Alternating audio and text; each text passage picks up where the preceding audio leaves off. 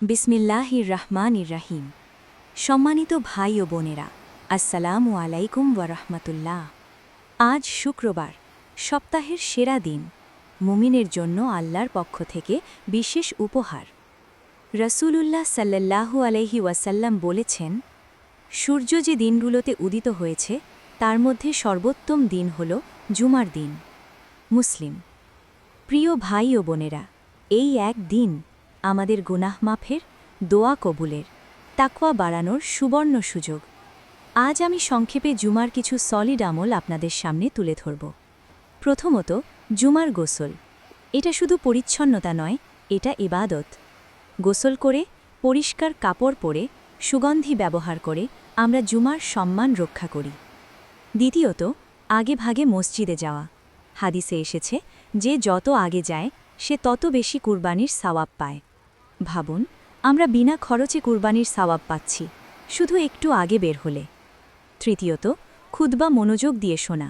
খুতবার সময় কথা বলা তো দূরের কথা, অন্যকে চুপ করো বলাও নিষেধ। আজকাল মোবাইল আমাদের বড় শত্রু। খুতবার সময় মোবাইল মানেই জুমার সওয়াব নষ্ট হওয়ার আশঙ্কা। চতুর্থত, সূরা কাহাফ তেলাওয়াত করা। রাসূল সাল্লাল্লাহু আলাইহি ওয়াসাল্লাম বলেছেন, যে ব্যক্তি জুমার দিনে সূরা কাহাফ পড়বে তার জন্য 2 জুমার মাঝখানে নূর দেওয়া হবে। এই নূরই কিয়ামতের অন্ধকারে আমাদের আলো হবে।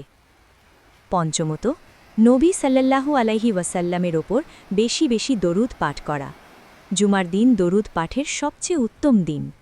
আমাদের দরুদ সরাসরি রাসূল সাল্লাল্লাহু আলাইহি ওয়াসাল্লামের কাছে পৌঁছে দেওয়া হয়। এর চেয়ে বড় সৌভাগ্য আর কি হতে পারে?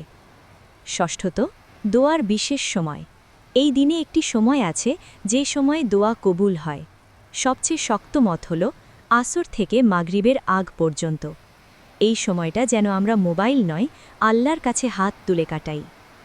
সম্মানিত দিনী ভাই ও বোনেরা, জুমার দিন শুধু একটা নামাজের দিন নয়, এটা আত্মসমালোচনার দিন, তাওবা করার দিন, নতুন করে ফিরে আসার দিন। হয়তো আমরা সারা সপ্তাহ গুনাহ করেছি, কিন্তু আল্লাহ আজও আমাদের ডাকছেন, আমার কাছে ফিরে আসো। আসুন, আজ একটা ছোট নিয়ত করি। একটা গুনাহ ছাড়ব, একটা নামাজ ঠিক করব, একটা ভালো অভ্যেস করব। শেষ করছি এই দোয়ার মাধ্যমে। হে আল্লাহ, আমাদের জুমার দিনকে কবুল করুন, আমাদের গুনাহ মাফ করুন, আমাদের অন্তরকে হেদায়তের নূরে ভরে দিন। আমিন। ওয়াসসালামু আলাইকুম ওয়া রাহমাতুল্লাহ।